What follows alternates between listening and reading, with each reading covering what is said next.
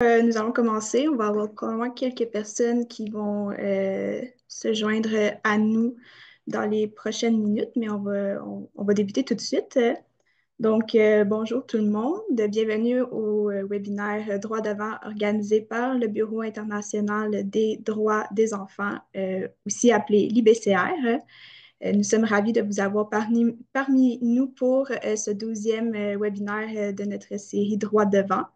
Je m'appelle Sandrine, je suis chargée d'appui aux communications au sein de l'IBCR au bureau siège à Montréal.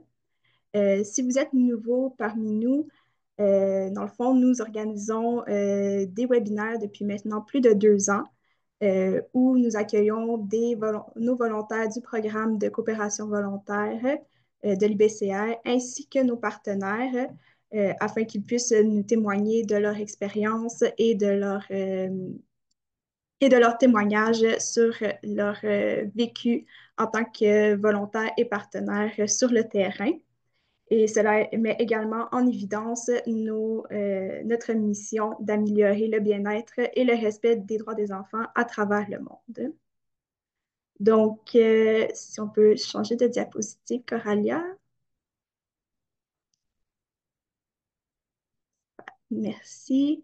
En tant qu'organisation spécialiste en droit de l'enfant, nous avons comme mandat de renforcer la capacité des acteurs des systèmes de protection et de justice et à traduire les droits des enfants en décision, en action et en collaboration quotidienne, et ce, dans la pratique avec des acteurs de différents systèmes de protection des droits de l'enfant, en favorisant la place des enfants en tant que sujet de droit au sein des systèmes et de leur communauté, ainsi que dans les choix et priorités sociétales et législatives.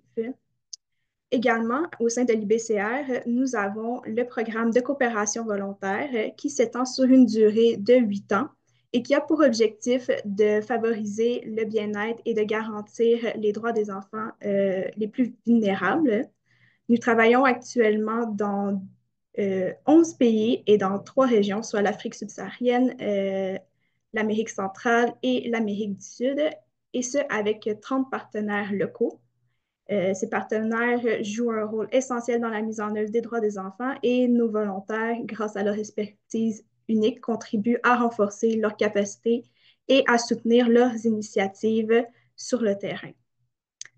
Pour en savoir plus sur le Bureau international des droits des enfants, je vous invite à visiter notre site Web où vous pourrez en savoir plus sur notre mission, mais également sur le programme de coopération volontaire et sur nos différentes opportunités de mandat disponibles dans diverses régions du monde.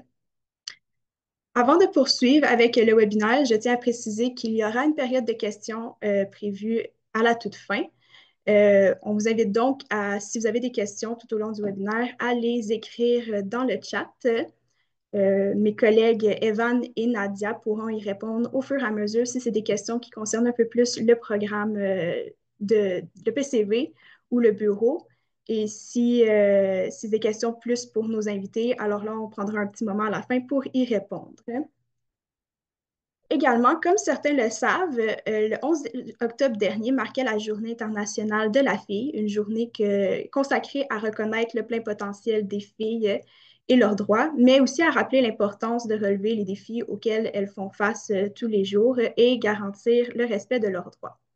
Pour souligner cette journée, nous souhaitons mettre en lumière le mandat de l'une de nos volontaires en droit de l'enfant et montrer comment un tel mandat peut soutenir le travail de l'un de nos partenaires, soit l'Association des femmes juristes au Burkina Faso, qui œuvre activement à la promotion, la protection et au respect des droits des femmes et des filles.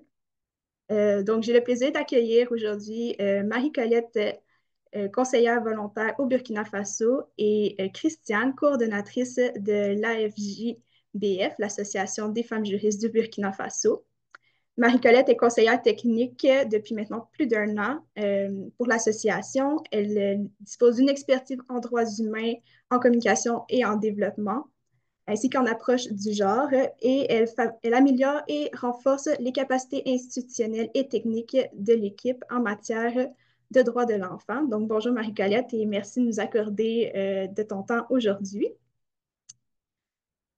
Nous recevons également Christiane, juriste de formation, qui s'est rapidement engagée dans la vie associative dans différentes structures de promotion et de défense des droits humains. Elle est aujourd'hui coordonnatrice de l'Association des femmes juristes au Burkina Faso. Donc, bonjour Christiane, et c'est un immense plaisir de t'avoir parmi nous aujourd'hui également. Donc, super. Donc, on va passer maintenant au cœur même du webinaire. Donc, je vais commencer une question pour vous, Christiane. Est-ce que vous pourriez nous parler brièvement de l'engagement de votre organisation, les principales activités que vous menez pour réaliser la mission? Merci pour la parole. Merci pour cette opportunité qui est donnée à l'Association des femmes juristes de se faire connaître et de parler de sa coopération avec IBCR dans le cadre du programme voilà, de coopération volontaire. Et merci aujourd'hui pour tout ce que nous allons faire qui va permettre aux différentes personnes qui nous suivent de connaître encore plus le programme et l'Association des femmes juristes du Burkina sans oublier IBCR. Et pour ce qui concerne l'Association des femmes juristes, je dirais que c'est une association de femmes et des femmes juristes, parce que nous sommes toutes des femmes juristes au niveau de l'Association des femmes juristes du Burkina Faso. Et donc, c'est une structure qui a été créée en 1993 parce que un pool de femmes, ce pool-là s'est rendu compte que les femmes, leurs sœurs du Burkina Faso, leurs filles, avaient des difficultés pour accéder à la justice. Donc, elles se sont dit qu'il fallait créer cette association-là. Et aujourd'hui, nous comptons plus de 250 membres au niveau de l'Association des femmes juristes du Burkina Faso. Donc, ce sont des femmes magistrates, voilà, avocates, des femmes huissiers de justice, notaires, des juristes, voilà, des enseignantes ou aussi des juristes qui interviennent dans le domaine du développement, à savoir les ONG, les associations. Et il y a aussi des jeunes, voilà, des jeunes qui adhèrent, qui ont au moins la licence.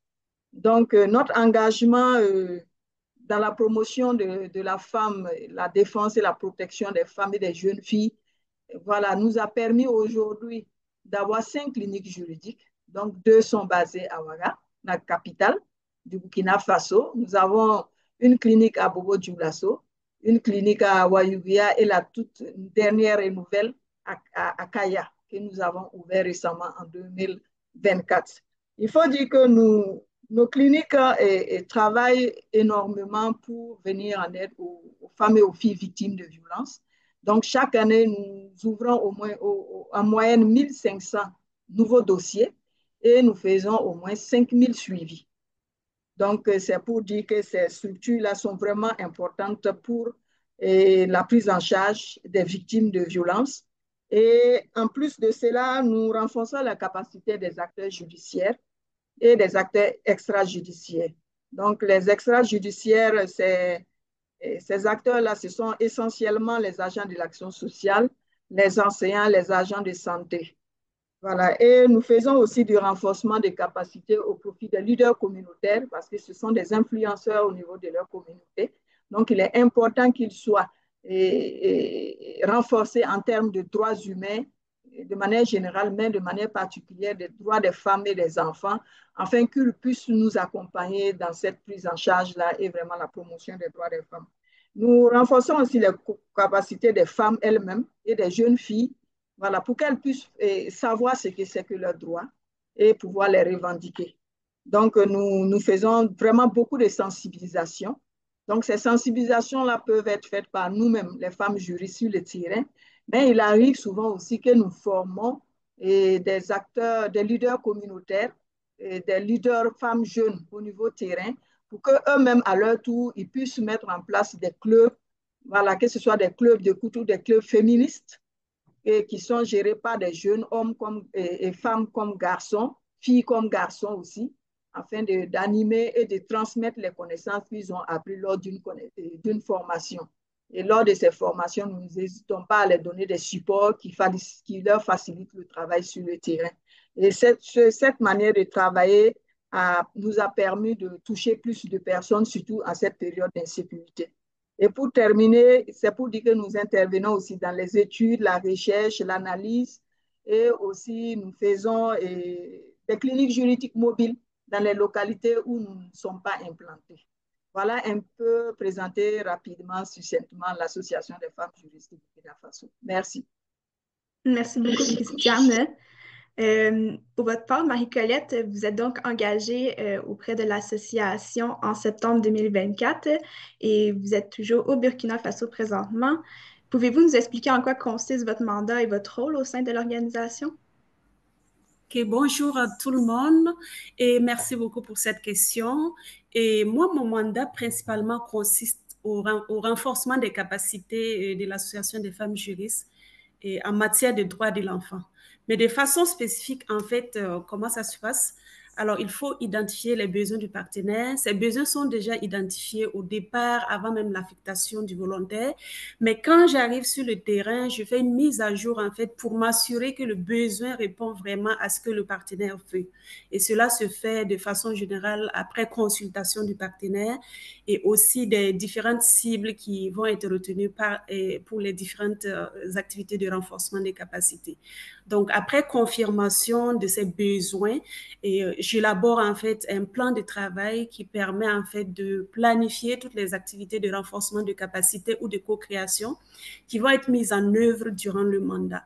Et après cela, il s'agit donc de préparer donc ces différentes activités de façon participative en ayant plus de données sur les cibles pour adapter les différentes activités de renforcement des capacités aux cibles.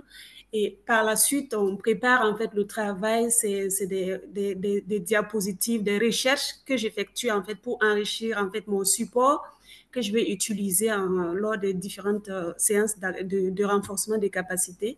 Et par la suite, il faut bien sûr réaliser ces différentes activités-là, faire le suivi et s'assurer en fait que ce que vous avez pu diffuser en termes de connaissances ont été bien acquises. Et s'il y a des problèmes, bien sûr, il faut aller répondre aux questions des personnes qui ont suivi ces différentes activités de renforcement des capacités. Et aussi, quand on est accueilli par un partenaire, il faut aussi rester à l'écoute du partenaire. Donc, en dehors donc, de ce qui est prévu dans le mandat, on peut aussi, aux besoins, répondre à d'autres besoins qui sont sollicités, qui sont exprimés par le partenaire. Voilà un peu de façon ramassée ce que j'ai comme rôle en tant que volontaire en renforcement des capacités. Merci. Super. Donc, on comprend que vous avez réalisé plusieurs activités et projets diversifiés lors de votre mandat.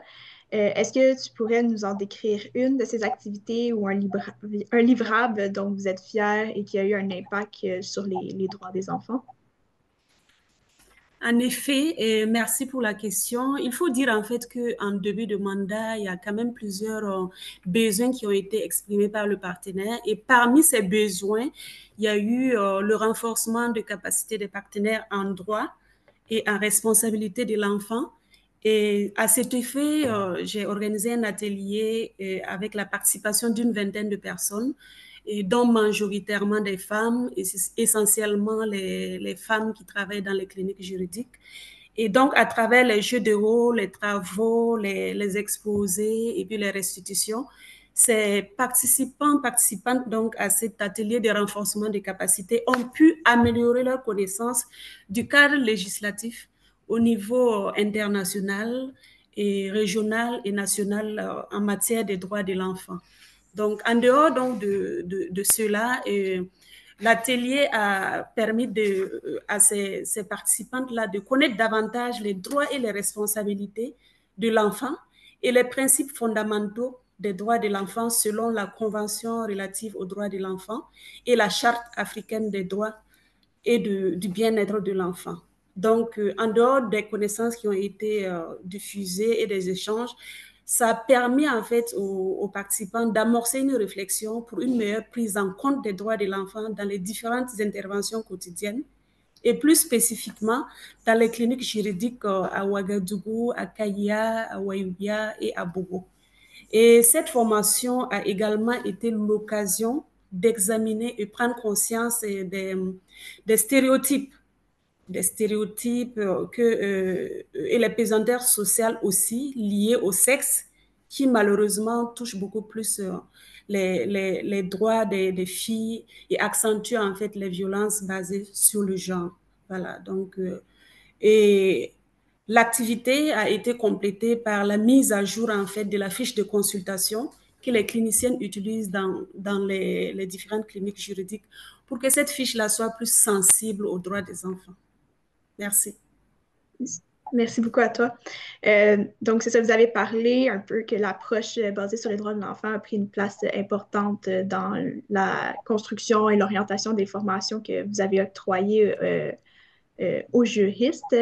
Puis c'est ça, vous avez un peu touché à la prochaine question, mais est-ce que vous pourriez expliquer en quoi les techniques adaptées aux enfants leur permettent d'adapter leur accompagnement auprès des familles et des enfants?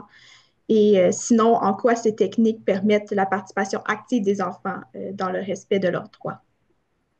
C'est vrai, il y a un lien direct entre les différentes formations que j'ai eu à dérouler au profit des membres et des cliniciennes au niveau de Ouagadougou, de l'Association des femmes juristes. Donc, en dehors donc, de cette formation sur les droits et responsabilités de l'enfant, on a eu à faire une formation sur les techniques de communication adaptées à l'enfant. Donc, sur ce point, en fait, il faut noter qu'une grande majorité des femmes qui fréquentent les cliniques, Madame Zay pourra revenir là-dessus, viennent parce que, en fait, les droits de leurs enfants sont brimés. Donc, et par moment, quand elles viennent souvent soit accompagnées ou sans être accompagnées des enfants.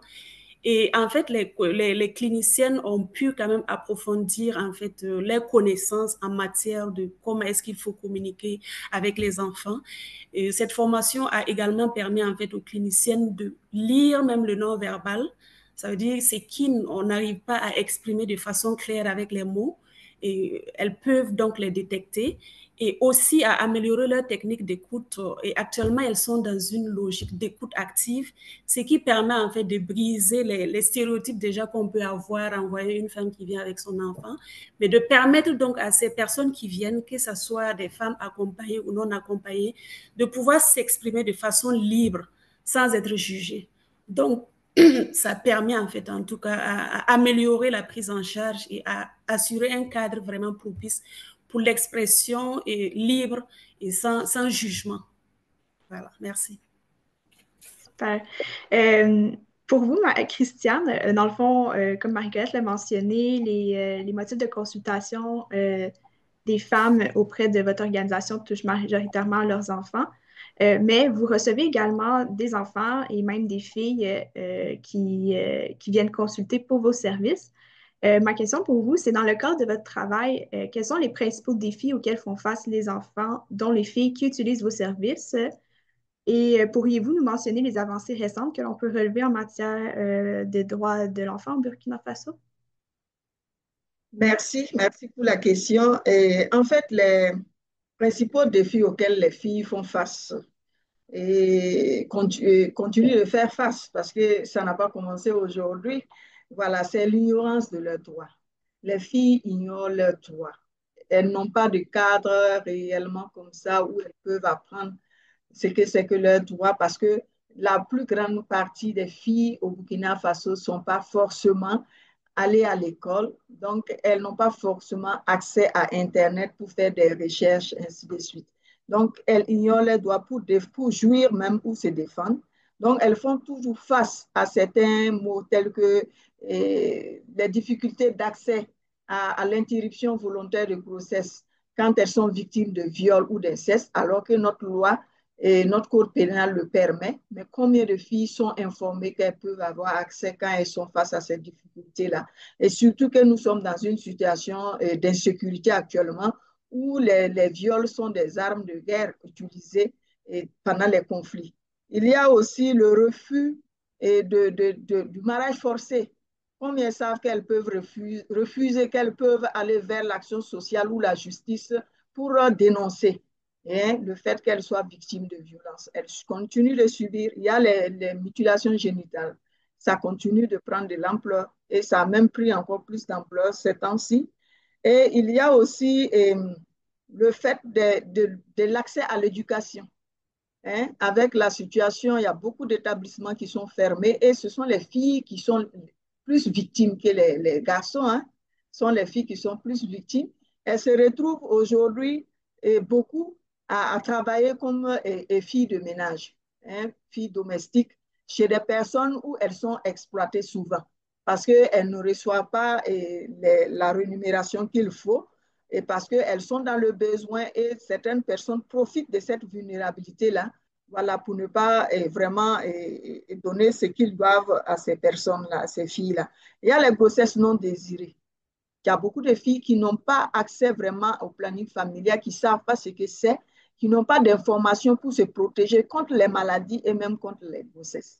Donc, elles subissent voilà, cette ignorance-là qui les expose aux grossesses non désirées. Elles se retrouvent avec des enfants, des grossesses qui ne sont pas acceptées par les auteurs et elles ignorent comment faire pour rechercher la paternité ou bien demander de l'aide pour avoir des subsides ou bien la pension alimentaire pour l'entretien de la grossesse ou bien vraiment pour nourrir, s'occuper de leurs enfants. Voilà, elles sont toujours victimes d'exploitation sexuelle.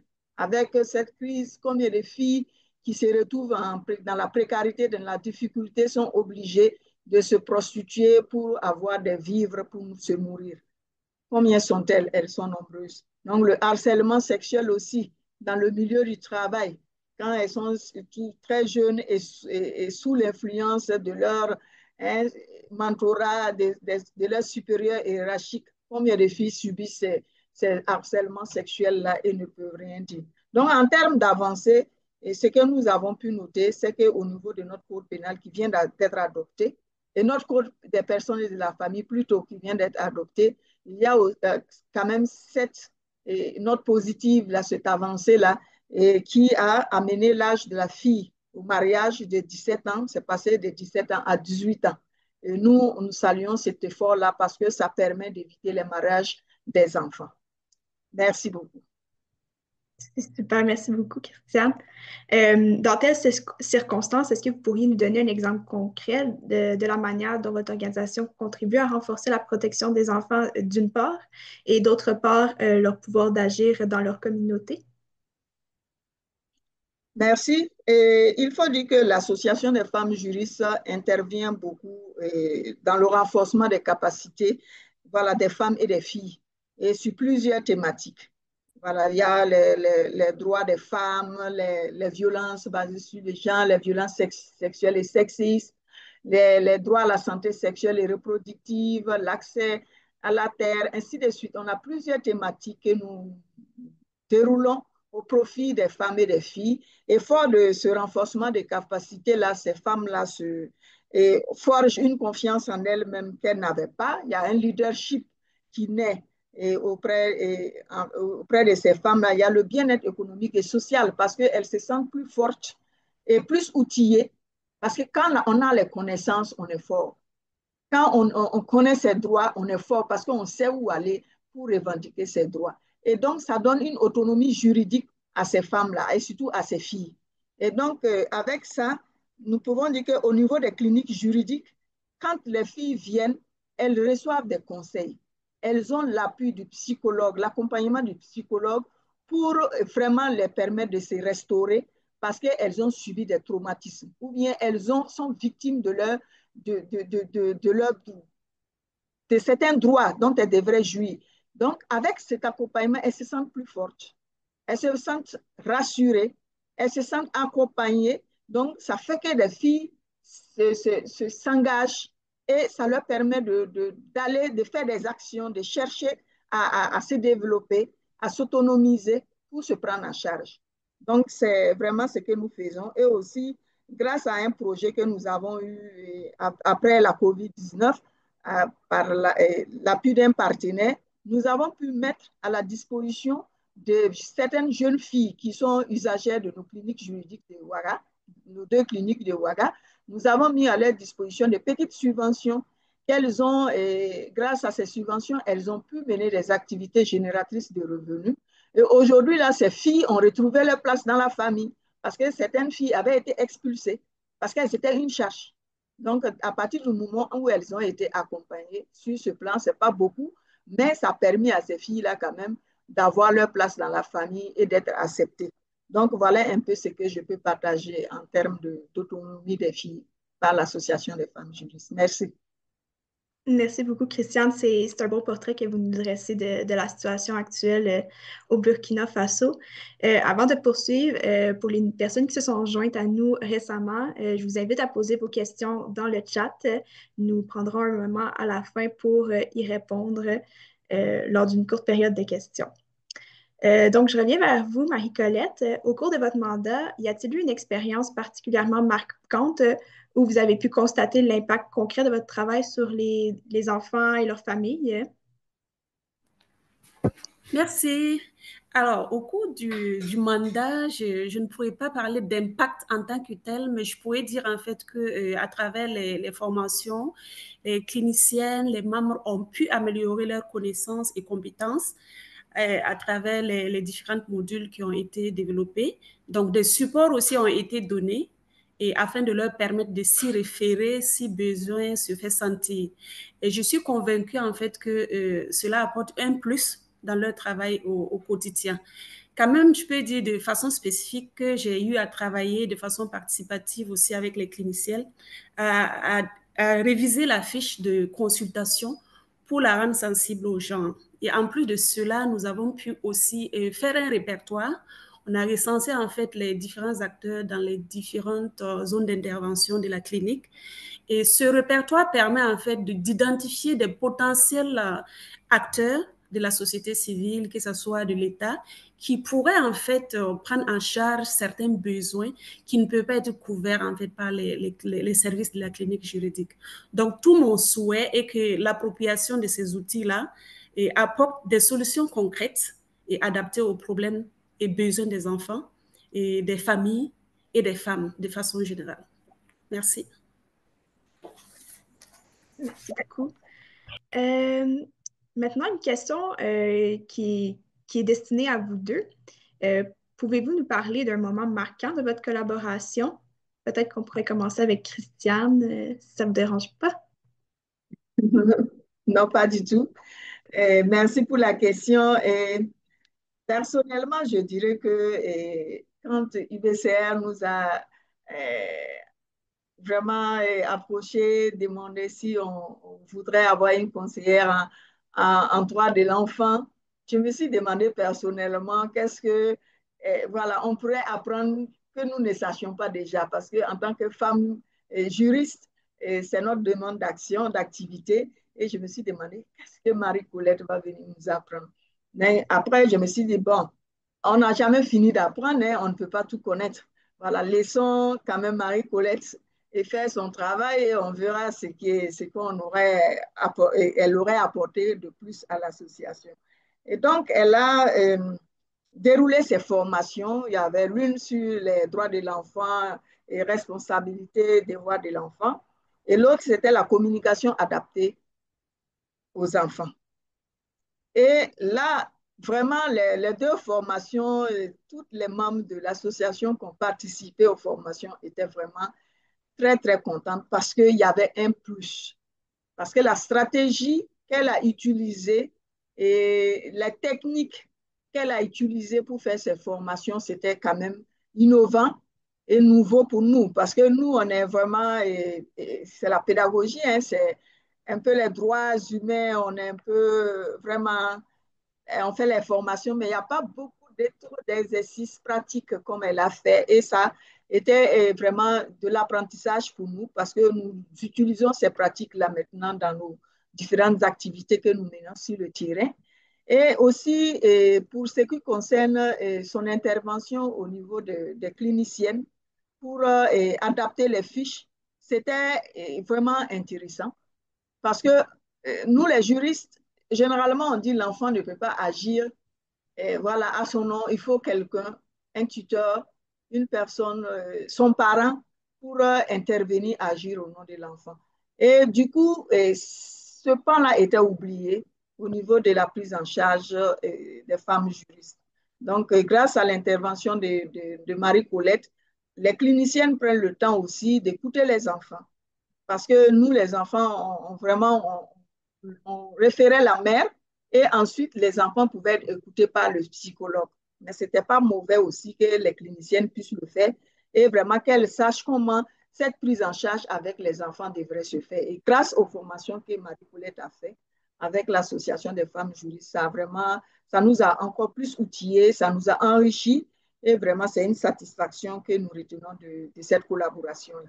Merci. Merci beaucoup, Christiane. Pour vous, Marie-Colette?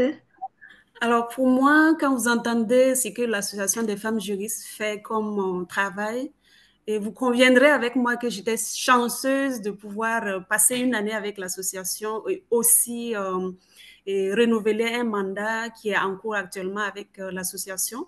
C'est pour dire en fait que ma collaboration a été marquante dans son ensemble à travers l'accueil, la dynamique, la diversité des thématiques, les services et tout et tout. Mais je retiens particulièrement, en fait, cette force, cette expérience partagée lors des échanges. Mes ateliers de formation ont toujours été captivants parce qu'il y avait une participation très, très active et des expériences partagées et beaucoup de travaux pratiques. Et vraiment, et ça prouve en fait qu'il y a un intérêt particulier sur la thématique et aussi que ce qu'on reçoit va être en tout cas utilisé pour améliorer en fait les conditions de travail et surtout pour le plaisir des enfants et des familles de façon générale. Merci. Merci beaucoup à vous deux. Je suis heureuse en fait d'apprendre que votre collaboration s'est bien déroulée, que vous en retenez des points positifs, autant de votre côté, Christiane, que pour Marie-Colette. Tout à fait. Donc, pour finir ce webinaire, je terminerai en fait avec une question aussi pour peut-être encourager les personnes qui nous écoutent aujourd'hui à s'engager dans le volontariat, mais aussi peut-être à poser des actions autour d'eux en faveur des droits des enfants. Donc, si vous aviez un message à transmettre dans le cadre de la Journée internationale de la fille, quel serait-il? Merci pour cette question. Et moi, je dirais jeunes, à mes filles et jeunes sœurs, voilà, et de se battre. Voilà, il faut se battre pour son avenir.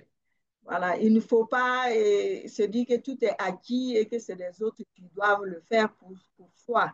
Il faut que tu saches aller vers les informations, vers l'aide qu'il faut pour pouvoir construire, apporter ta construction pour pouvoir avoir ta place dans cette société-là. Et je dirais aux jeunes filles de ne laisser personne leur dire qu'elles sont inférieures, parce qu'on a tendance à entendre que les femmes sont, voilà, elles sont inférieures, elles ne peuvent pas faire ceci, cela, voilà, parce qu'elles sont femmes. Non, je dirais, les femmes sont autant intelligentes, autant fortes et autant dynamiques que les hommes. Et elles peuvent faire beaucoup de choses, énormément de choses, si on leur donne la chance de le faire.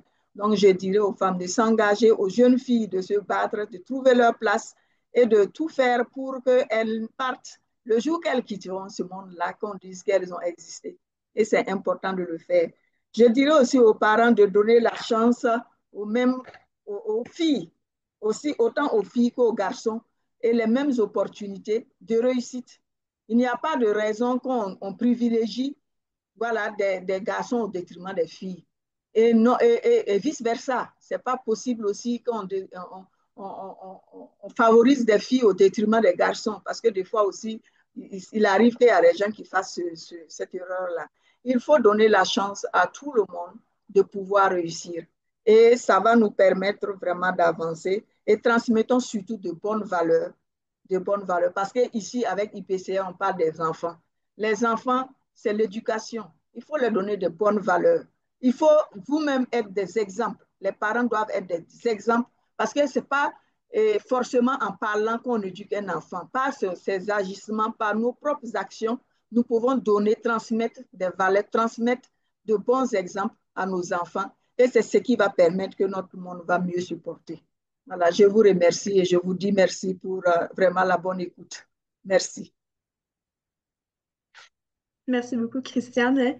Et pour terminer, Marie-Colette. Alors moi, je veux commencer par dire merci à tous ces partenaires qui sont engagés dans la promotion et la protection des droits de l'enfant et ceux des filles en particulier pour tous les efforts. Et à l'occasion donc de la Journée internationale de la jeune fille célébrée le 11 octobre et de la Journée internationale de la femme rurale célébrée aujourd'hui, je lance un message de plaidoyer à toutes et à tous. Donc, comme l'a dit Madame Zay, donnons aux filles et aux femmes le pouvoir d'agir, de décider, de se réaliser et de transformer le monde. Donc, les filles sont des êtres humains à part entière et non des êtres entièrement à part. Merci. Merci beaucoup à vous deux. C'est un réel plaisir de vous avoir d'avoir pu vous entendre à propos de votre expérience et aussi du vécu de l'association au, euh, au Burkina Faso. Donc, c'est maintenant le temps de prendre quelques-unes des questions de notre public qui nous écoute.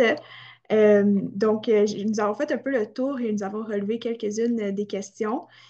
Comme première question, et peut-être qu'elle s'adresse un peu plus à Christiane, et vous me direz si vous êtes en mesure d'y répondre. Euh, Nous avons une personne qui aimerait savoir s'il y a une loi au Burkina Faso qui permet à l'Association des femmes juristes d'intervenir dans les procédures judiciaires pour protéger les intérêts des femmes et des enfants.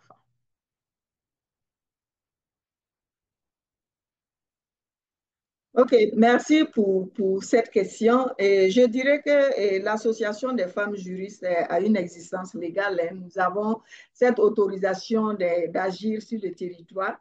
Et donc, grâce à ce récépissé, nous déclinons déjà nos objectifs et les actions que nous comptons mener sur le territoire. Et aussi fort des différentes lois que nous avons au niveau international et national sur la liberté d'association et vraiment la liberté d'agir dans notre pays, nous avons cette autorisation-là d'intervenir même au niveau judiciaire parce que nos cliniques juridiques, comme je l'ai dit, interviennent dans la prise en charge juridique, judiciaire et psychologique. Donc, à travers nos cliniques juridiques, les femmes et les filles qui viennent vers nous pour des prises en charge reçoivent des conseils juridiques sur leurs problèmes qu'elles exposent. Et ensuite, pour les cas complexes, nous utilisons les services des avocates qui sont membres de l'association avec qui nous avons signé des contrats de prestation pour accompagner les femmes au niveau de la justice. Là, c'est vraiment pour les dossiers complexes et les abus sexuels et le viol. Et pour les questions assez simples, telles que les recherches de paternité, les problèmes de pension alimentaire, problèmes de divorce, nos cliniciennes qui sont des juristes, parce que les cliniciennes ont au minimum la maîtrise pour intervenir au niveau de nos cliniques juridiques. Donc, à travers l'appui des cliniciennes, vous pouvez obtenir, quand vous venez à l'association, un appui pour rédiger votre demande que vous adressez à la justice. Et nos cliniciennes peuvent vous aider à rédiger vos conclusions pour rendre à la justice. Et cela, ce suivi se fait jusqu'à l'obtention de la décision de justice. Donc, nous avons des résultats assez intéressants des prises en charge que nous avons apportées aux femmes et aux filles victimes de violences. Merci. Super, merci beaucoup. Nous avons une autre question. Il y a une personne qui se demande si l'Association des femmes juristes a des partenaires de première ligne euh, pour, euh, pour réaliser sa mission et pour faire la promotion des droits des enfants et des filles au Burkina Faso. Et s'il y en a, de quelle manière elles sont impliquées dans votre mission? Et merci pour cette question aussi. Et je dirais que nous avons des partenaires et il faut dire que nous avons, pour commencer, des ministères de tutelle avec lesquels nous travaillons, nous collaborons beaucoup. Il faut dire que nous avons en tout cas l'accompagnement et l'appui de notre État, de l'État burkinabé, parce que les ministères sont nos collaborateurs, c'est des structures avec lesquelles nous collaborons. Nous collaborons aussi au niveau local avec les autorités, les présidents des délégations spéciales, ça veut dire dans les mairies. Nous avons ces premiers responsables-là qui nous accompagnent dans la mise en œuvre de nos activités. Et nous avons les services déconcentrés de l'État avec lesquels nous travaillons. Nous travaillons avec l'action sociale, nous travaillons avec le ministère de la santé, le ministère en charge de la femme et les droits humains, la justice. Voilà, nous travaillons aussi avec le ministère de l'administration territoriale, la sécurité. Et avec les partenaires, nous avons une bonne collaboration avec les partenaires. Et aujourd'hui, c'est quand même une manière de le prouver à travers IBCR qui nous accompagne depuis quelques années avec le programme de coopération volontaire en nous mettant à notre disposition des conseillers, voilà, pour nous appuyer, nous renforcer, pour que nous puissions encore mieux faire ce que nous faisons déjà, et vraiment pour l'effectivité des droits des enfants au Burkina Faso. Et il faut dire que nous avons aussi d'autres partenaires comme Oxfam, comme Equipop, comme Equipop. Nous avons DRC, voilà, Danish Refugee Council. Et nous avons IRC, et pas mal de partenaires, voilà, d'autres qui viennent, qui restent un moment, d'autres qui partent et d'autres qui reviennent, ainsi de suite. Donc, c'est pour dire que vraiment, nous sommes très accompagnés pour mener nos activités et atteindre nos objectifs. Merci. Merci beaucoup. Et je vais prendre une dernière question. Peut-être je vais vous l'adresser à vous, Marie-Colette. Est-ce que, de votre point de vue, il existe aujourd'hui une volonté de nos sociétés à faire évaluer les lois ou encore les mentalités en ce qui concerne les droits des filles en situation de vulnérabilité? Oui, merci pour la question. Je vais dire pour commencer qu'il y a eu quand même des avancées. C'est vrai que les défis sont encore énormes, mais il y a eu quand même des avancées notables qui existent. Et quand on voit actuellement la configuration de la société civile et des organisations qui sont dans la défense des droits des enfants et des droits des filles en particulier, qui mènent au quotidien des activités de sensibilisation, des plaidoyers, je pense que je peux le confirmer qu'il y a une volonté manifeste de faire progresser en fait les droits des enfants, les droits des filles de façon particulière, mais quand même les défis restent les mêmes, il y a toujours des difficultés, d'où l'intérêt de rester concentré, de multiplier les actions, de plaidoyer, de mener des actions et de surtout renforcer en fait les capacités des filles et des femmes elles-mêmes pour qu'elles puissent être des actrices du changement. Donc, sinon, il y a une volonté qui est là. Certes, il y a des pesanteurs socio-économiques, il y a des préjugés qui sont là, mais quand même, il y a une volonté, accompagnée aussi par l'État qui prend des lois et des règlements pour pouvoir permettre la promotion des droits humains de façon générale et des droits des personnes les plus vulnérables, comme les filles, de façon particulière. Merci. Merci beaucoup. Puis, merci à vous deux.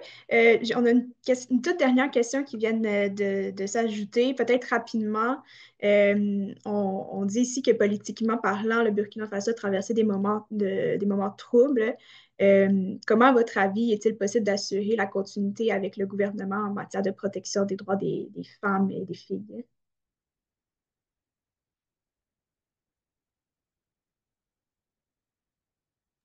La question m'est adressée. En fait, peut-être peut-être que Christiane, vous êtes peut-être plus à même d'y répondre, mais si Marie-Colette, vous avez une opinion ou un avis à donner, vous êtes aussi libre de... D'accord. Bon, si j'ai bien compris la question, c'est comment nous faisons actuellement avec la situation sécuritaire pour Euh, assurer la promotion. oui, c'est ça. OK. Il faut dire que il a fallu que l'Association des femmes juristes revoie sa stratégie d'intervention. Voilà, il a fallu le faire parce qu'avant, avec la sécurité, on pouvait aller où on voulait, on pouvait faire ce qu'on voulait, voilà, vraiment pour atteindre les objectifs. Mais aujourd'hui, il a fallu revoir les manières d'intervenir sur le terrain. Et donc, on a vraiment, en se basant sur les zones qui sont faciles d'accès, l'association déploie ses équipes sur le terrain. Et même dans les zones où ce n'est pas possible, on ne force pas parce que ça ne sert à rien de se mettre en danger ou bien de mettre en danger la vie de ces personnes que nous allons rencontrer juste parce que nous voulons mener des activités. Donc, on a essayé de refaire certaines activités comme les clubs d'écoute que nous avons mis en place. On a dernièrement beaucoup travaillé avec les clubs et en formant des personnes, les communautés, donc c'est-à-dire les femmes et les jeunes leaders et dans les communautés, nous les formons et à leur tour, et outillés avec le cahier de participants et avec des postes radio solaires, ils retournent dans leur communauté et ils font les restitutions, donc les sensibilisations.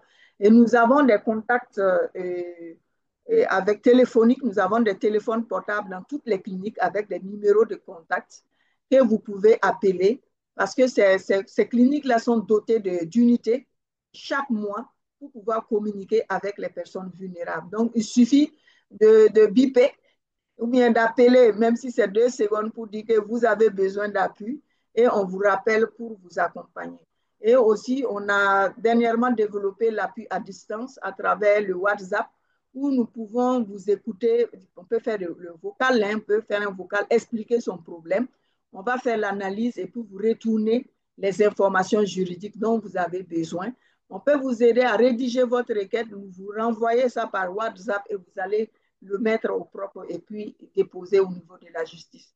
Donc, on a en tout cas essayé de développer des actions de ce genre-là pour pouvoir rester en contact avec les communautés à la base.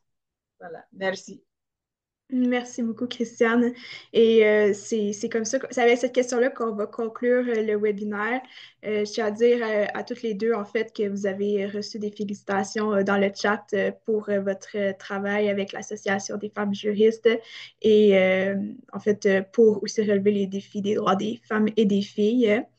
Donc, je vous remercie beaucoup pour votre présence aujourd'hui. Et je tiens aussi à remercier les personnes qui étaient avec nous pour nous écouter.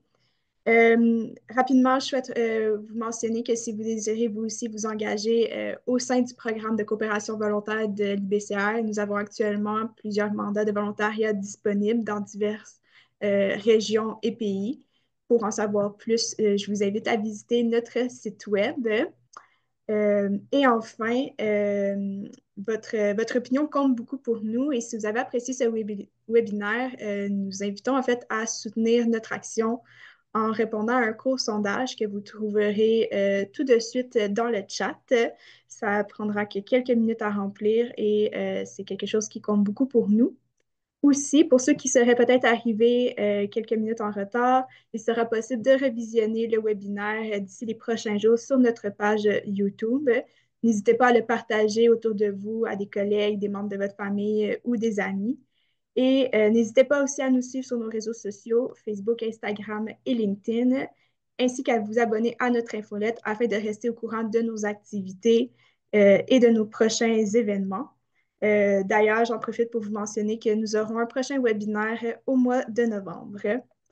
Sur ce, au nom du Bureau international des droits des enfants, je voudrais souligner la contribution de Christiane et Marie-Colette aujourd'hui à ce webinaire et votre dévouement en fait, et votre engagement pour les droits des enfants est inestimable. Merci beaucoup et au plaisir de vous retrouver très bientôt pour un prochain webinaire.